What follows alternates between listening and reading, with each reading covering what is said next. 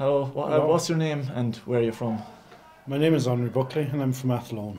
Athlone. You were telling me earlier on that you were a former seminarian That's correct. at the SSPX Seminary. Which seminary did you go to? I went to Winona, Winona. Minnesota, in the United States. What was your experience there? What's the formation like? Difference between an SSPX priest and just say your regular Maynooth Novus Ordo priest?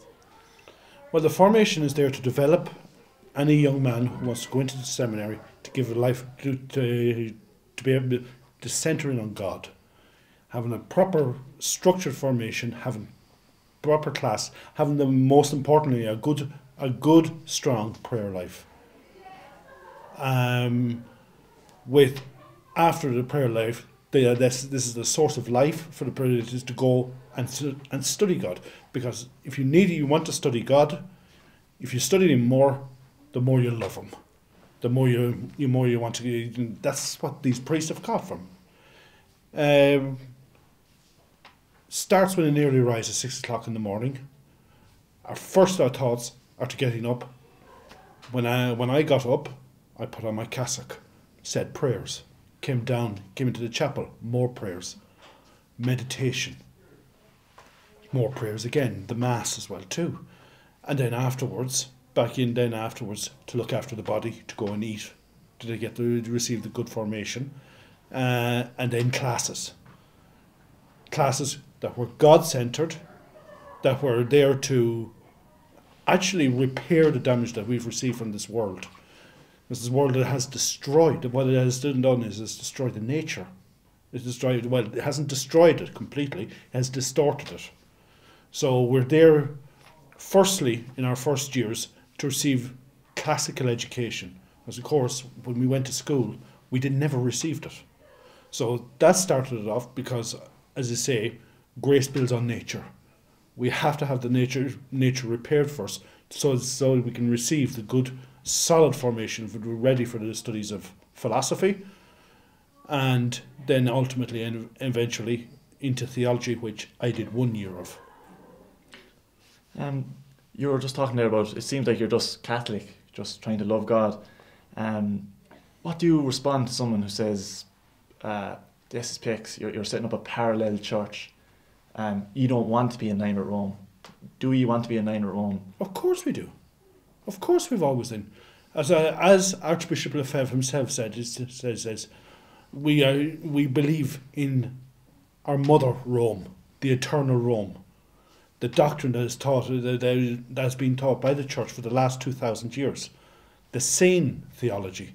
So, no, we're not trying to separate ourselves. We're trying to remain faithful to what has always been taught by the Church, and what has been taught to the Church since the Second Vatican Council. What brought you to tradition? Why do you fight for tradition? Why don't you just toe the line and just go to your regular seminary? Well, it's like this. If you toe the line like everybody else, you see the way the modern world has gone. You'll lose the faith. You will end up not having a proper moral life as a result of not having the faith or anything else. So, sorry, I cannot go along with what the modern world teaches, what the modern world gives to us, or anything else, because it makes no sense. It really makes no sense to go along with these people. So, while I respect the Pope, I respect the office of the papacy, these people are destroying the Church. Some unwittingly, like most of our people throughout in this world, others wittingly. We have enemies, we have our enemies within the Church who are just trying to destroy the Church. And I say to myself, I separate the actions of the Pope, of his bishops and everybody else from the office of what they're supposed to be doing. And as I said, I'll always have the respect for them, but not what they teach. What's it like, just say you're there trying to fight for the dogmas of the Church, like outside the Church there's no salvation. Yeah. Then someone turns to you and says, you're outside the Church, that you're schismatic. I'm not schismatic. I've never been outside the Church. I've always kept to the Church. I've kept what the church has taught for 2,000 years. I am not, if there's any argument, if there's a possible argument, I would say to other people, you're schismatic. What ye taught from Vatican II onwards is a complete separation from what the church has taught for 2,000 years. This is heresy. We're dealing with heresy here. I cannot go along with the Second Vatican Council on religious liberty. The only true religious liberty is to follow what Christ teaches. As, say, Leo XIII taught in Libertas Praestantissimum. Our liberty, we have only truly have the liberty to be able to go to submit to what is true, that has been always true. That this is that will lead us to our ultimate goal, which of course is heaven for everybody else. I am not free to go. I am not free to go down the path and say and accept that Buddhists are equal to us. They are not equal. They do not accept what our Lord Jesus Christ taught. They do not accept what the modern church, what the church has taught for 2,000 years, and the modern church, the way it has gone. So, what brought you to tradition? Did you meet the priest of the Society of Pius X? What's the difference? Well, ultimately, it was actually through obedience with my parents, who were unwittingly searching for the truth. We saw back in 1983, with the abortion referendum that came in 1983, that my parents were beginning to realise that something is seriously wrong here.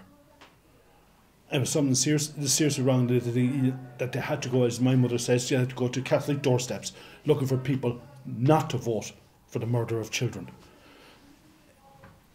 And through investigations, through setting up a movement called the Catholic Marian Family, they began to investigate what was going wrong. And it was one good faithful woman she's not with us now anymore, but she's in a nursing home. She's not able. My father made some statement, a good Catholic statement, and it was through her she approached my father and eventually my mother that we came to the traditional Mass. What convinced me was something very, very simple. It was the first Mass I went to in June of 1986 was seeing my father kneeling down serving the Mass. Instantly, it was just a moment of clarity. Is there any hope for the future? What do you see the future of the church? Do you think, what's Our Lady's role, Fatima's role in all of this crisis? What do I see? Well, there's always hope. We'll start with that there's always hope. Remember, we're dealing with Matthew 15, and the gates of hell shall not prevail against it. It will return. It might not be in my lifetime, might not be even your lifetime, but it will return. And of course, with Our Lady, which she says on her Immaculate Heart, will always triumph. The church will return to its sense. When? Maybe 100 years down the line. Remember, if you deal with history, you have the Arian heresy. It took the church nearly 400 years to stop the Arian heresy and to get back to sense and to almost wipe it out. So it could even take that long. Okay, thanks, Henry. No bother.